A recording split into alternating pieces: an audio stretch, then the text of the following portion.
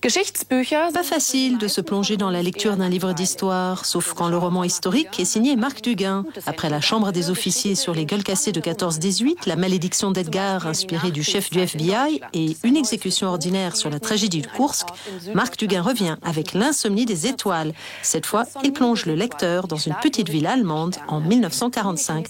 Denis Michaelis l'a rentré chez lui à Paris.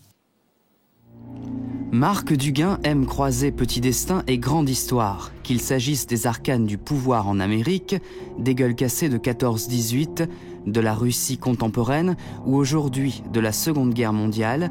Ce qui fascine l'auteur, ce sont d'abord les personnages.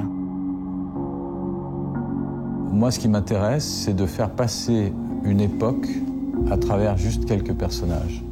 C'est-à-dire que chaque personnage soit fondamentalement à la fois dans son comportement et dans sa psychologie représentatif de l'époque et que ça suffise dès le moment où on a fini le livre pour avoir le sentiment d'être rentré dans l'époque. Nous voici en 1945 où une armée d'occupation sous commandement français s'installe dans une ville du sud de l'Allemagne. Très vite, le capitaine Louir pressent que sous l'apparente quiétude se cache un terrible secret. Difficile d'en dire davantage sans dévoiler l'intrigue.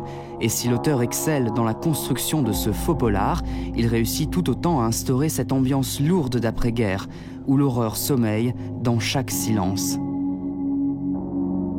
Ce qui m'intéressait, c'était presque esthétique, c'était cette sorte d'incroyable tranquillité qu'il peut y avoir juste après la guerre, en particulier dans des zones, puisque là, moi, je parle d'une zone qui n'a pas été touchée par la guerre, qui n'a pas été particulièrement bombardée, parce qu'il n'y a pas de point stratégique, il n'y a pas d'industrie particulière. Donc c'est une zone, petite ville rurale, et en même temps, il y a une espèce de calme rural, champêtre, et puis derrière, avec le roman, on rentre dans l'horreur, mais une horreur qui n'est pas manifestée par l'image. Une atmosphère d'antichambre du purgatoire qui permet à Marc Duguin de remonter aux racines du mal. Il voulait toucher au fond, sans jamais se mentir, y patauger, se prétendre l'intime de l'insondable dans sa descente vertigineuse vers l'innommable, dont un grand nombre croit s'affranchir par un mutisme salutaire. Quand le mal atteint de tels sommets, le bien ne connaît plus de plaine. Pensée humaniste et idéologie rance s'affrontent pour mieux sonder l'inimaginable.